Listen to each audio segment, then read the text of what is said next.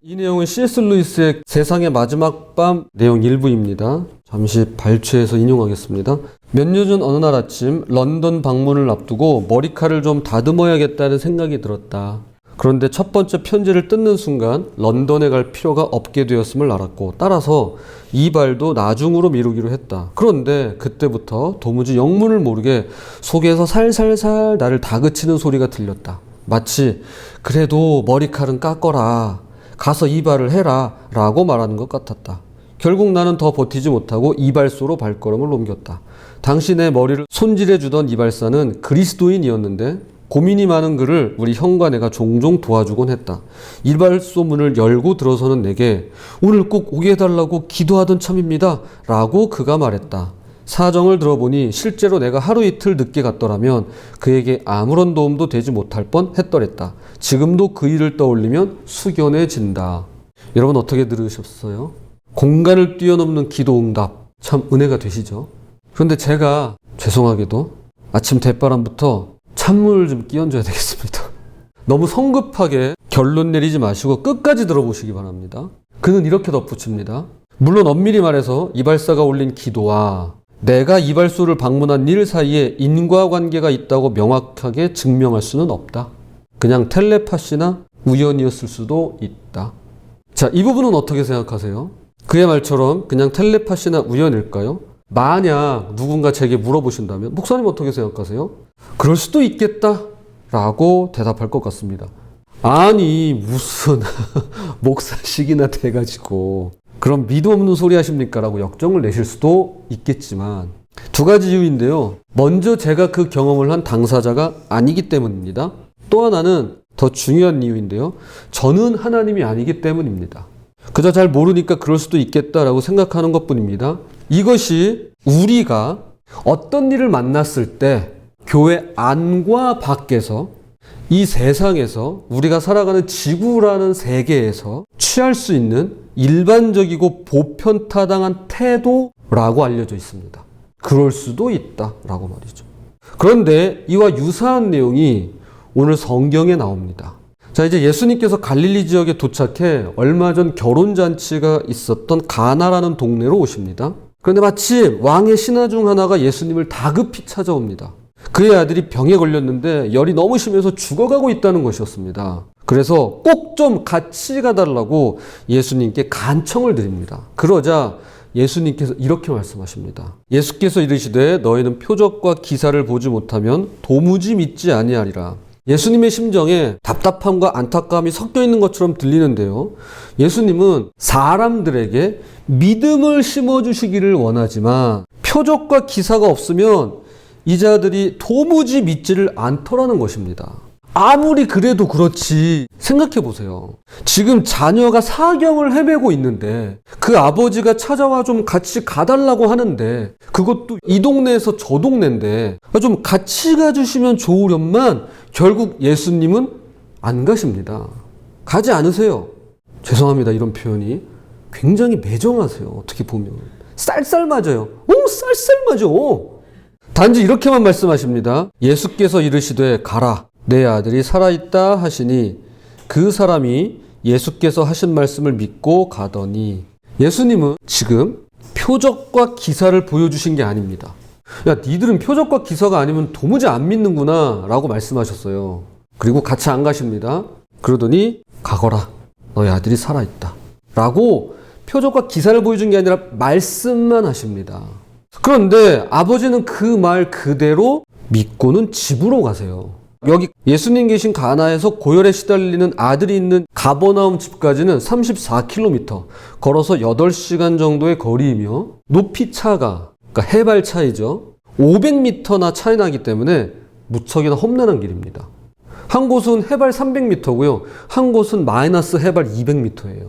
그러니까 500m 차이예요. 그래서일까요? 이 아버지는 그 다음 날이 돼서야 집에 도착합니다. 마중 나온 종들이 도련님의 열이 내렸다며 기쁘게 맞이해요. 자, 그래서 그때가 언제냐고 물었더니 어제 오후 1시경이라고 대답을 해줍니다.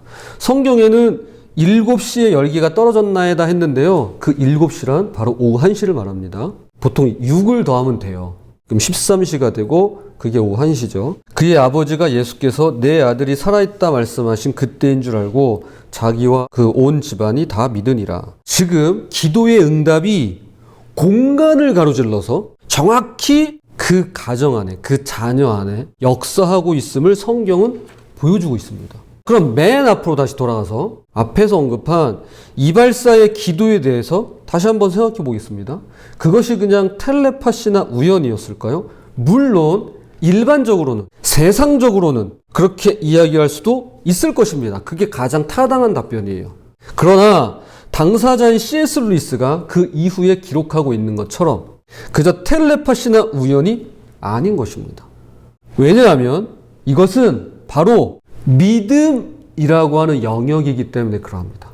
믿음의 영역이에요. 텔레파시나 우연이라고 보는 사람과 반대로 이거는 정확히 기도의 응답이며 하나님께서 하신 일이라고 보는 사람의 차이는, 그 관점은 바로 믿음에 달려 있습니다.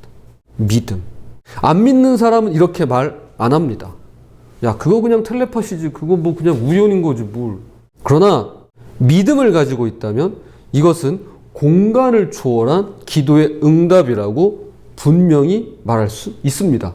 왜냐하면 성경이 그 근거를 대고 있기 때문에 그러합니다. 성경이 그렇게 말씀하고 있기 때문에 그러합니다. 고위관리였던 아버지는 말씀을 믿고 집으로 돌아갔고요. 집에 도착해서는 자기 자신과 온 집안이 예수를 믿습니다.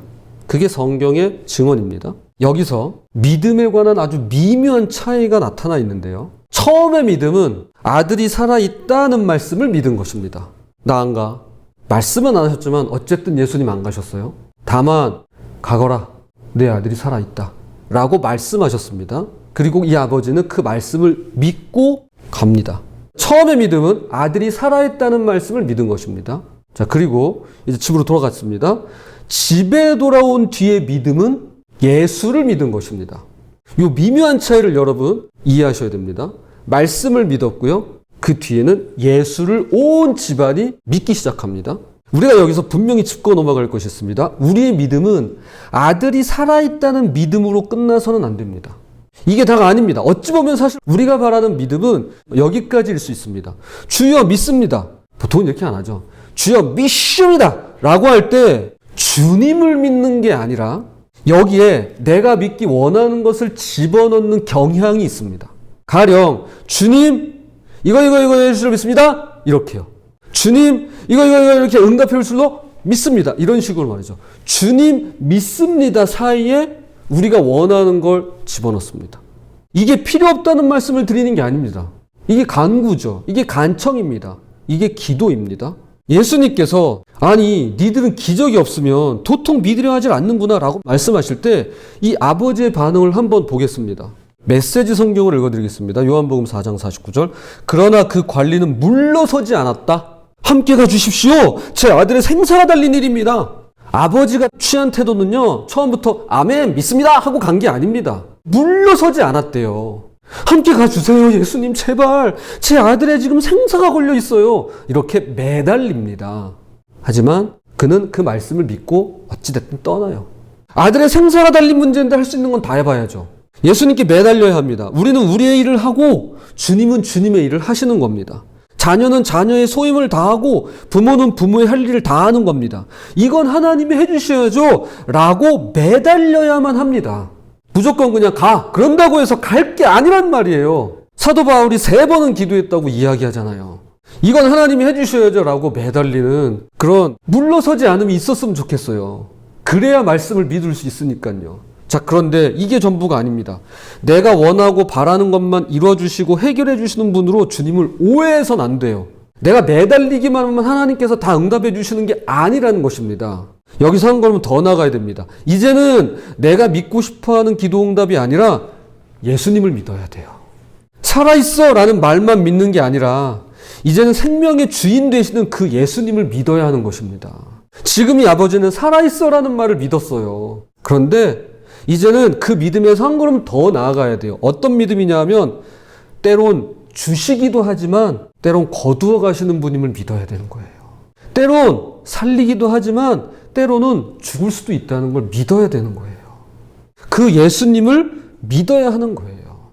내가 바라는 믿음도 있지만, 그걸 믿을 때도 있지만, 예수님이 믿는 그 자리까지 우리가 나아가야 돼요. 이게 예수님이 바라시는 믿음인 것입니다. 예수님은 결정적인 순간에 하나님께 기도 응답을 거절당하셨습니다.